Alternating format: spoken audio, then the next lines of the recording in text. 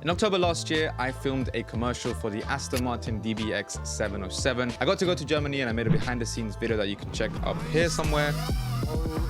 But when I showed that commercial, I got tons of comments of people asking me how I edited that video. So in this video, I'm gonna show you guys how I did it, what my thought process was, and how I did some of the transitions and effects. So with that being said, let us begin.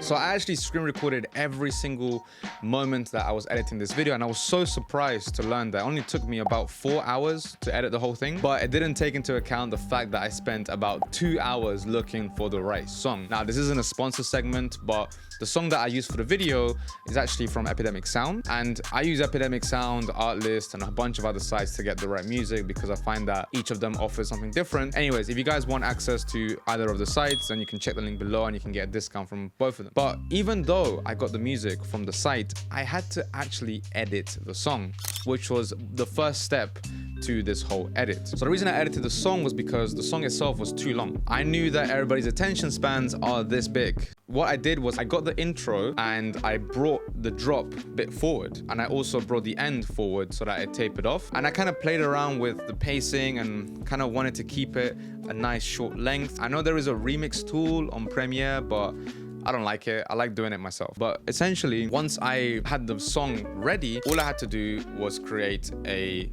skeleton sequence, which is basically where I put together the shots I want in the order that I want to get the right pacing and to find out how the video is going to play out. That part here, I just do it subconsciously. It's hard to explain, but let's watch the video and I'll kind of tell you why I chose the shots that I chose. So the video opens up with a drone shot and some close-ups of the car. I didn't want to immediately show what the car was. I like the idea of many commercials, even product commercials, to show details first, to kind of build up a little picture and then finally show the final thing. I showed the lights as well, the wheel, and here I start to reveal the car a little bit, and then as soon as I'm about to reveal the car, the video fades out. That faded out because I then wanted to really show this awesome shot that Michael, the FPV pilot, got of the car coming towards the camera as the drone is going through it. And then I started to show some shots of the car.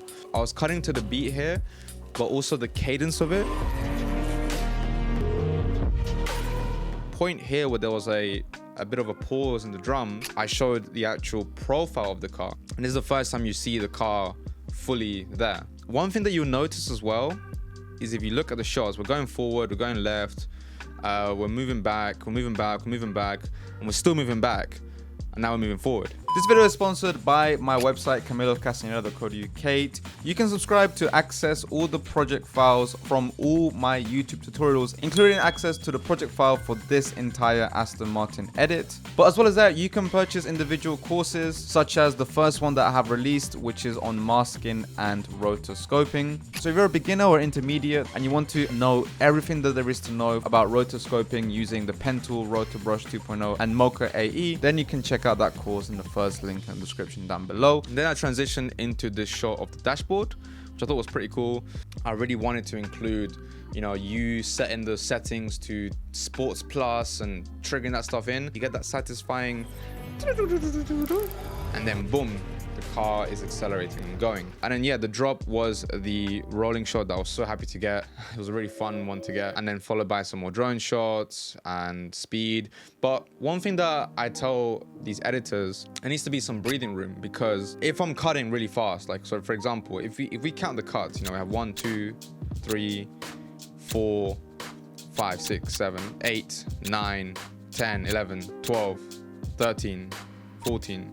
If I was to have more cuts in that space of time, I think it would have been way too much, too jarring. And if I was cutting to the beat every single time, it gets too repetitive. I wanted to break it down by having some shots that are, you know, going a bit slower, that are, you know, you're taking your time to really break it up, and then come back with some more fast cuts. So this one here, boom, boom, boom, slow ones, boom, boom, boom. It just kind of adds rhythm and good pacing to a video, in my opinion. And then towards the end, I wanted to show the fact that you can use the SUV, you know, if you're going out in the woods. And then finally ended it off with this nice drone shot here. It's actually me driving, check it out. Woo, that's me.